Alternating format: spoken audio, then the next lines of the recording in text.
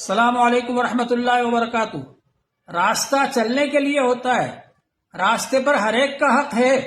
جتنے بھی لوگ وہاں سے نکلنے والے ہیں ان سب کا راستے پر حق ہے۔ اس لیے راستے کو روکنا، کہ راستے میں رکاوٹیں کھڑی کرنا، راستے میں گاڑیاں کھڑی کرنا، راستے کو بند کرنا، یہ سب اسلام کی نظر میں بہت بری بات ہے۔ حضور پاک صلی اللہ علیہ وآلہ وسلم نے ارشاد فرمایا، الایمان بضع وسبعون شعبۃ، ایمان کے کچھ پر 70 شاخیں ہیں۔ فافضلها قول لا الہ الا اللہ، سب سے زیادہ فضیلت والی شاخ لا الہ الا اللہ کہنا ہے۔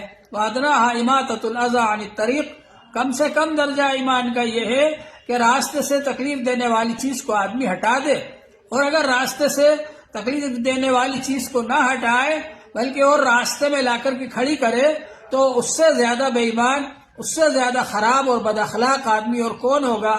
اللہ تعالی سے دعا کریں کہ ہم کو ایمان والا بنائے اور بے ایمانی سے بچائے۔